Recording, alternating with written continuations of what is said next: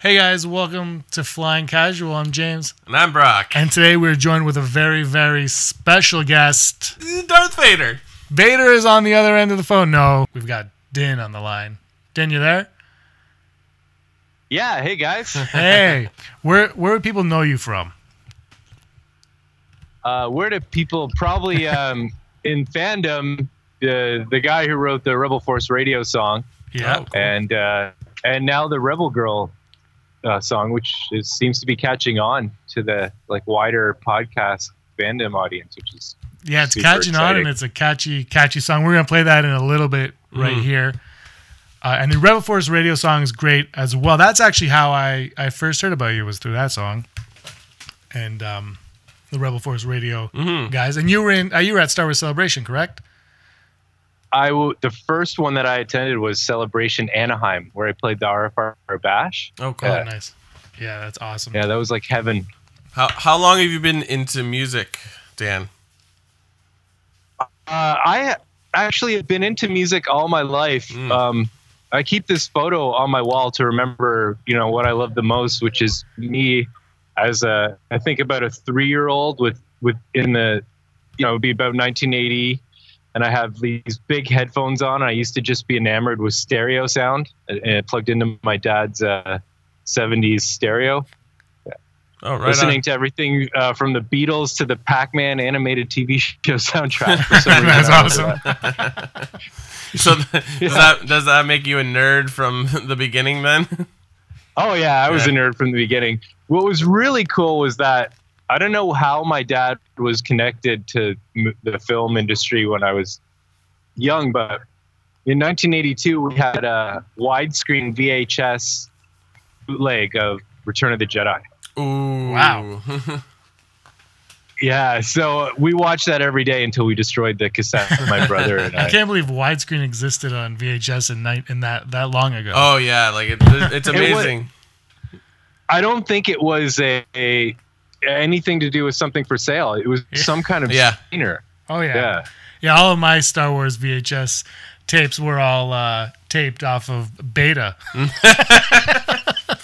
That's where I got them. Oh, cool. So how did you guys are smart young nerds. Well, that was my parents. How did you get into Star Wars? How did that start out?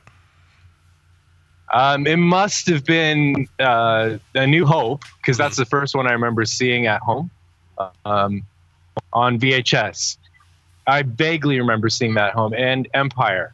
And then the first movie I saw was Jedi in the theater, and by that time it was I'm sure it was my favorite thing in the world from the moment I saw it. I can't remember a time in my life where I wasn't my earliest childhood memories, to the point where my memory starts, I liked Star Wars.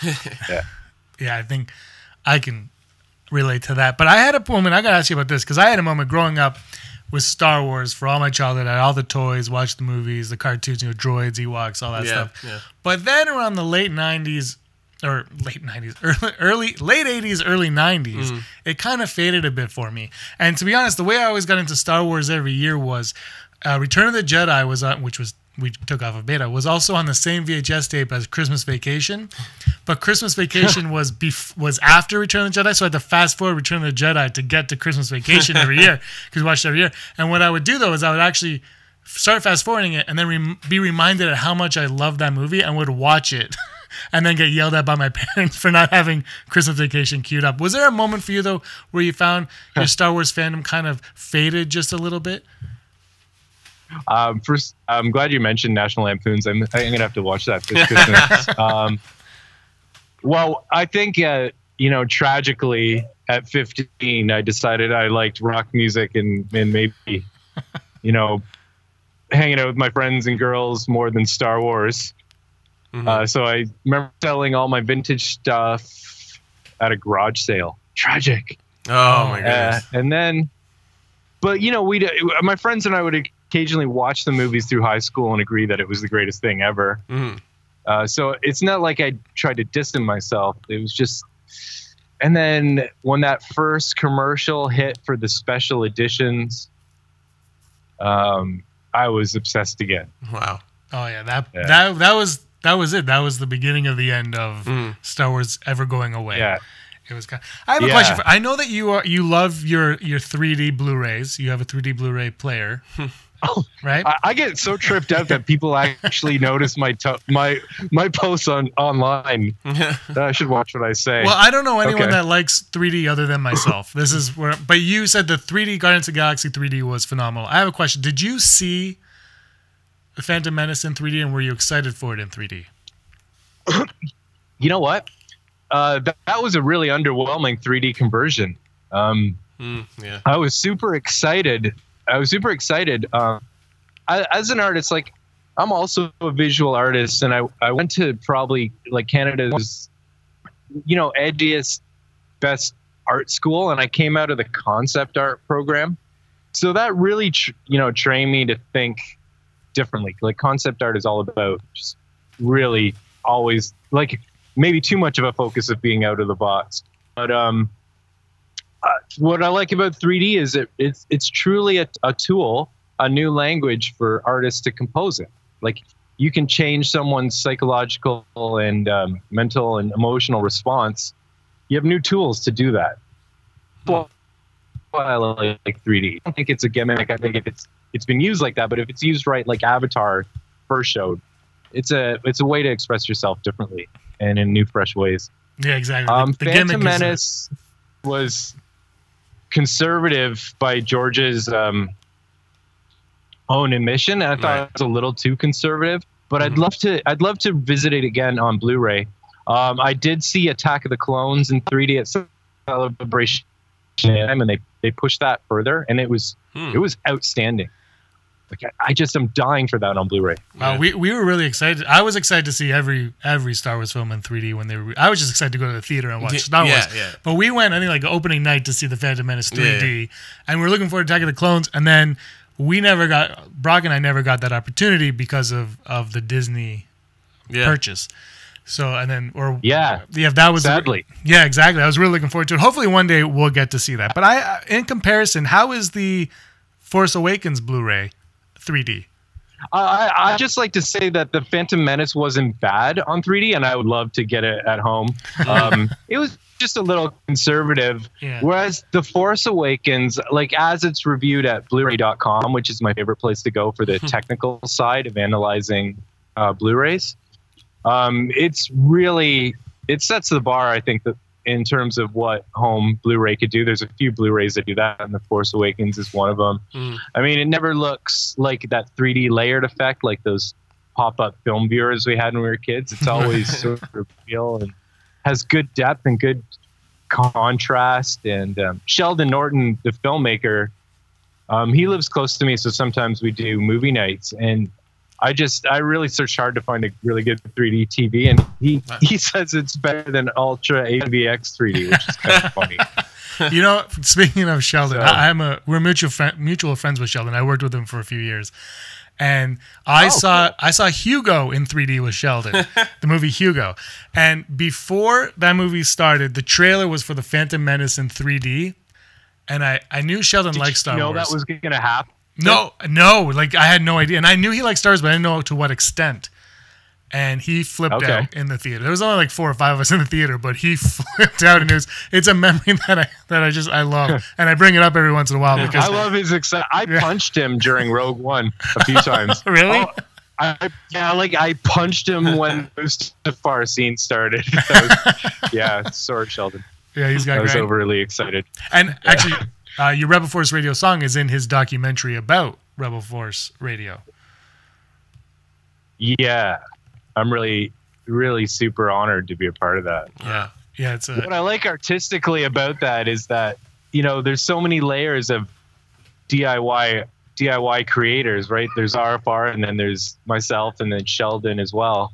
Yeah. And as much as Rebel Force Radio is a song for Rebel Force Radio, it was intentionally written to be also work as a universal metaphor for anyone finding their thing, Yeah, and that's how I felt the documentary played out as well. Whereas as much as it's about Rebel Force Radio, it's really just a love of Star Wars fandom as a whole. Yeah, and it's such a personal film about Sheldon. I think Sheldon's love of fandom. Yeah. And, the things that bond fandom together were really expressed, I think, through Sheldon's Eyes in that film. You have the new Star Wars song now. Which did you play this song in a Vader Mask? The one we're about to talk about? No, at our last F-105 show, I wore the Vader mask during Rebel Force Radio. Oh, okay. I just saw pictures of you and I was like, that's awesome. So we're going to play the song right now. Yeah. And then we'll talk about it. Sound good? Sounds great. All right. Awesome. Here we go.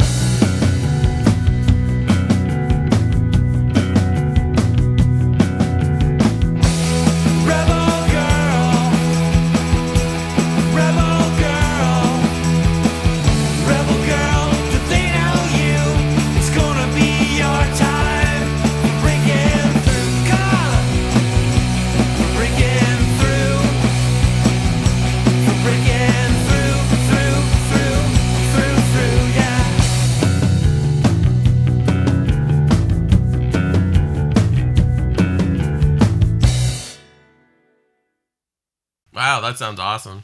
And I really like the video that you spliced together as well for it. Thank you. Actually, Sheldon loved it too, and I sent it to him. He's going to do some professional, because I made it. I'm not a professional filmmaker, but I tried to be. I worked about a month on that every day.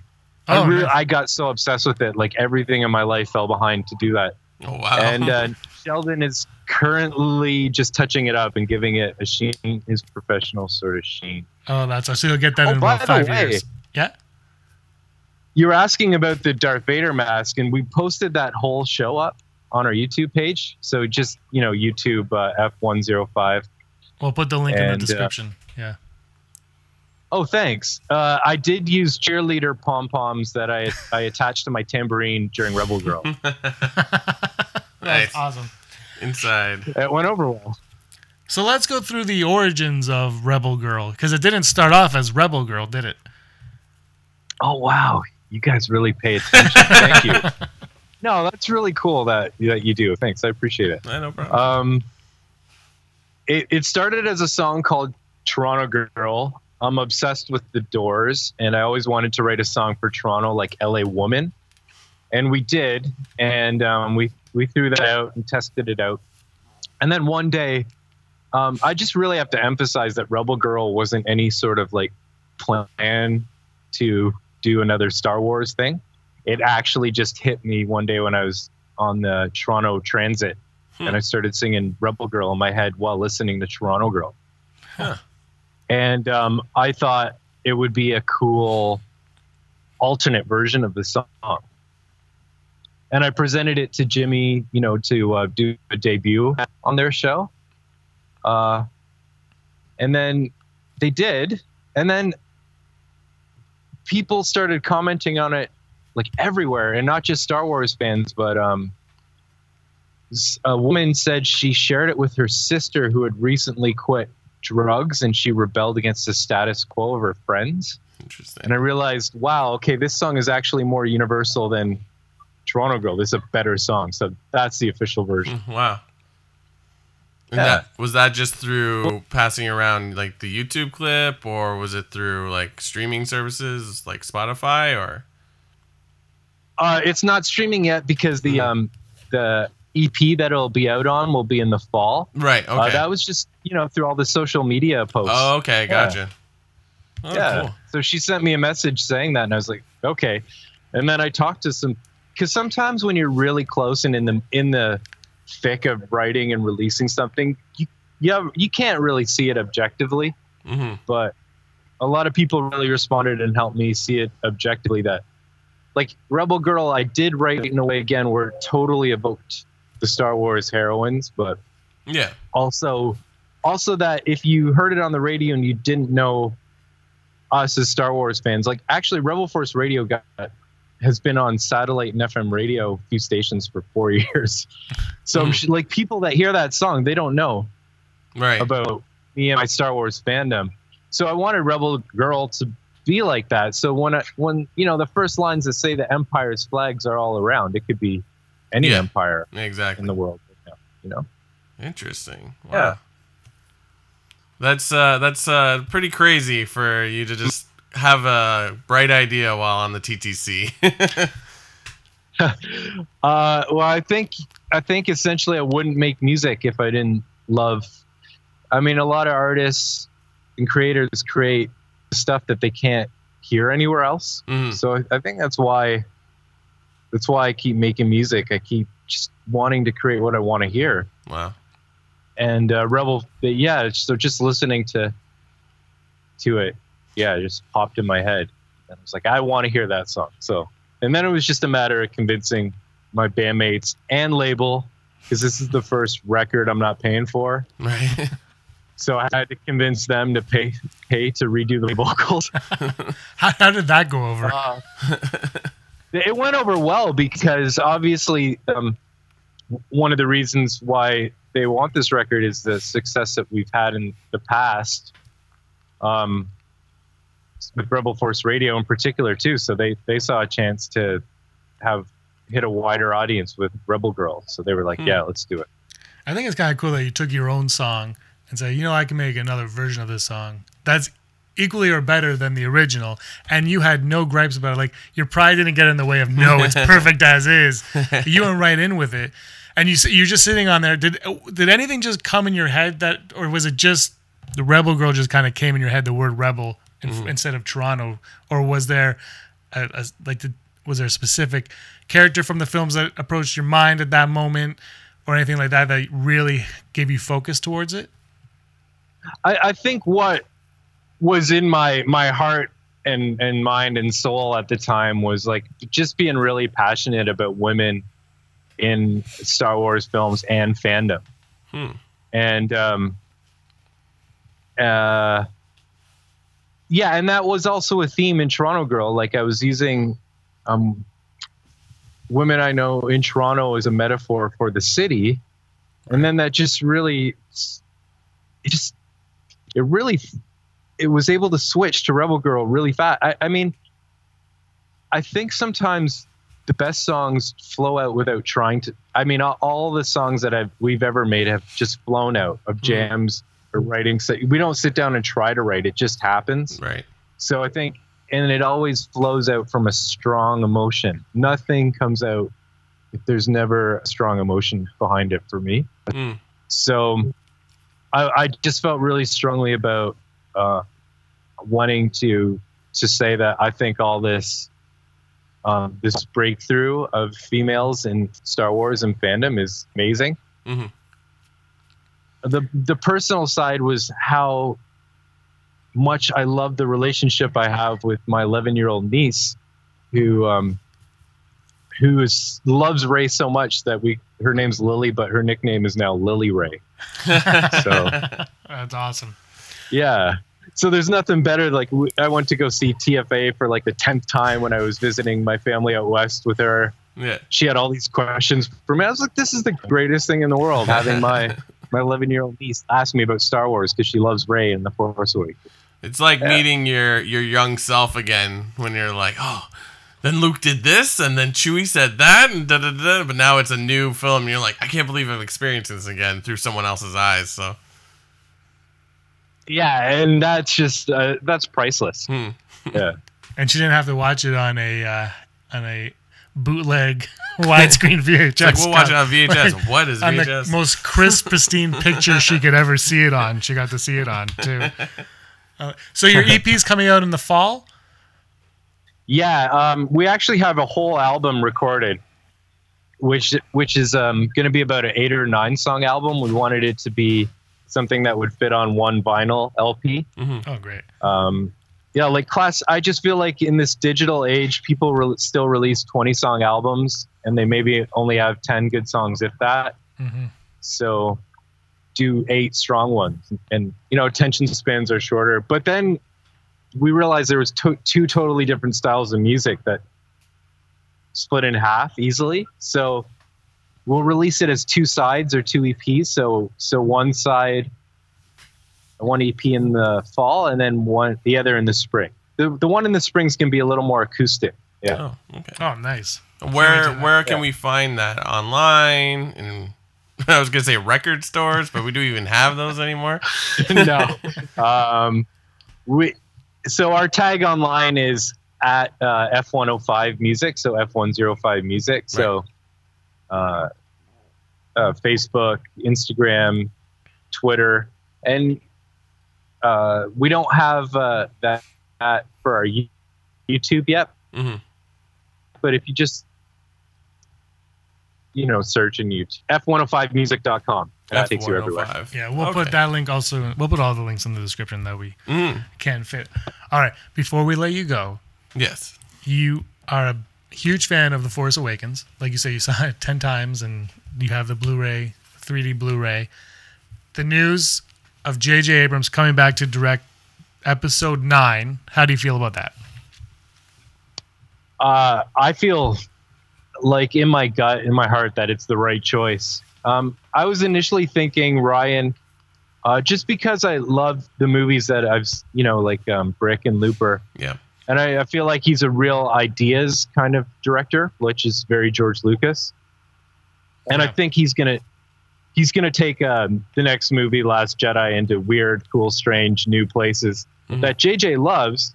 And apparently they sort of collaborated on the end of The Force Awakens. Is that true? Yeah. Like how he asked for certain things, yeah. Yeah, so I think there's a collaboration going on and an understanding between the two. And like I keep saying, I honestly think that The Force Awakens is J.J. Abrams' masterpiece out of all the movies he's made. And the one masterstroke is the lightsaber flying past Kylo into Rey's hands. Like I have goosebumps now just talking about it. I like as an art, I think that's his master stroke as an artist. Like that moment that's new. And you know what? All the criticisms that movie gets for being an homage to A New Hope, which I don't agree, because if that's so, then arguably the Phantom Menace is as well. I just think that moment is in not only not in any other Star Wars movie, but it's not in any other movie. Right. And it does like the only way that's similar to A New Hope is it's so unexpected and uplifting that it's euphoric. As you know, when Han came back to shoot Vader's tie so that Luke could like, it's that kind of euphoria that they achieved, and there's very few movies that have ever given me that euphoria. So no, I can agree. The other thing is, I think, sorry, I'll just keep it going real quick, is that JJ he's heard the criticisms, and I think he's hungry, and I think he'll address them, and I just think he's hungry and determined, and he loves it. I think it's going to be a great movie. No, I agree with you. I'm a big supporter of JJ.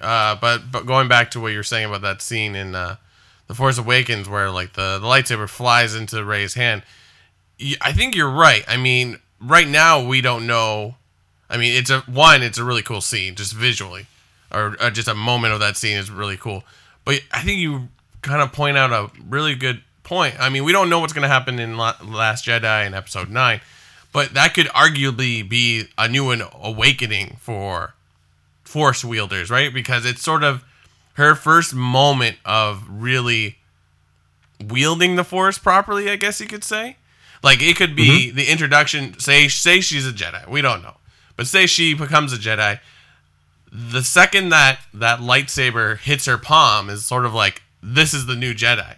So I'm very interested to see how the next couple movies, because like arguably, yeah, you're right. That is a pretty pivotal moment.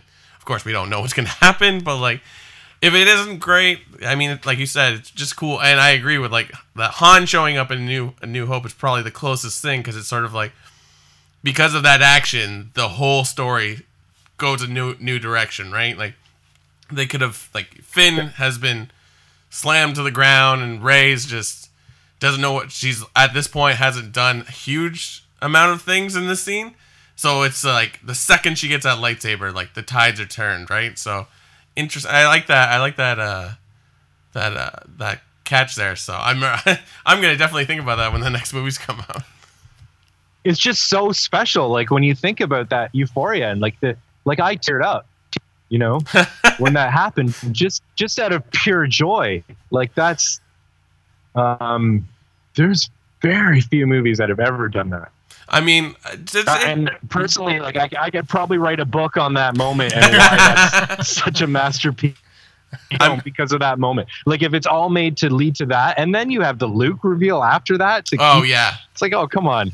I mean, that's the power of like Star Wars. It's probably one of the only movie franchises where like the Lucasfilm title comes up and people are like, oh, and like Goosebumps is like, here we go.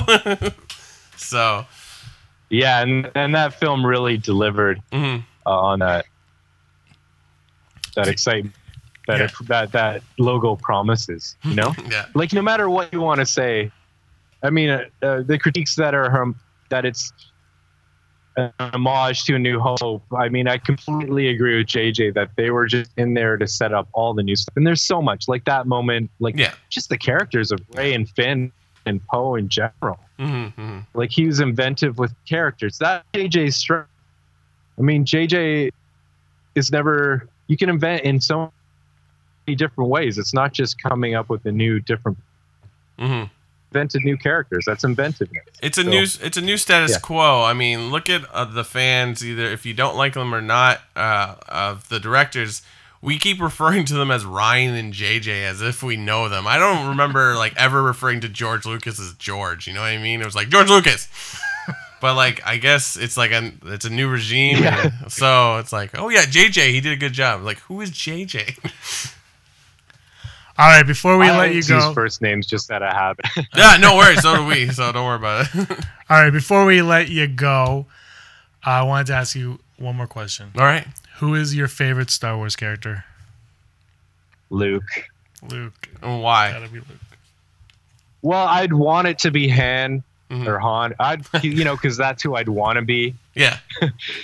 But Luke is he's probably closest to my core values of who I am as a person. Right. Trying to use whatever you've been given to make the world a bit better place. That idealism, that just the wonder, maybe wonder would be the big word that he conveyed, and which I think Daisy Ridley does with Rey. So, and what are your thoughts on Jar Jar Binks? I actually like him in concept. I love how long that took the answer to come out. And the archetype that he fulfills, like the ugly toad by the side of the road who you want to dismiss but really ends up helping you. Yeah, exactly. Maybe his voice could have used a little more consideration to be maybe a little more politically astute for the times. And my only other criticism would be that he was, which is with the Phantom Menace in general, that there's a lot of repeat gags and jokes that could have been edited down. Right. Keep everything Jar Jar did, but the bigger fish gets the smaller fish twice when they're going from when they're going underwater to feed. It's like you only needed that once, and there's a lot of Jar Jar stuff which I feel like are repeat gags. Yeah. So okay, I'm good with Jar Jar. I like Jar Jar, but I agree. I think looking back, his voice was the big. You just make him another language or just ease up on it, and I think a lot of people's opinion of him have changed over time. Yeah. All right, well, we want to thank you very much for joining us here at the Rebel Scum podcast. And I know you said it a few times, but where can everybody find you on the interwebs? Okay, so the interwebs, F105music.com, and then there's all the links to our YouTubes and social networks that you prefer are there, and the video and a free download of the Rebel Girl MP3. Oh, sweet. Everyone get there. Get your free download. All right, Dan, thank you so much for joining us. Brock, thank you guys. It's a pleasure. I'm just so thrilled that you guys like the song. Well, we're thrilled that you agreed to talk to us, so that's awesome. Well, like I've been saying, I've worked so hard as a musician for about 15 to 20 years, and this Star Wars fandom is the first real audience to embrace us, and lovingly, and that's the most wonderful thing. Yeah, we truly are part of an interesting community. Yeah, it's the best. All right, so is that it, James? That's everything. Thanks a lot, guys, for watching. Subscribe if you haven't, and like it if you can, and may the force of others be with you. Girl. Hey, scumbags. Thanks for watching. Don't forget to give us a thumbs up on our video. As always, please subscribe to our YouTube channel, Rebel Scum Podcast, for all the latest videos.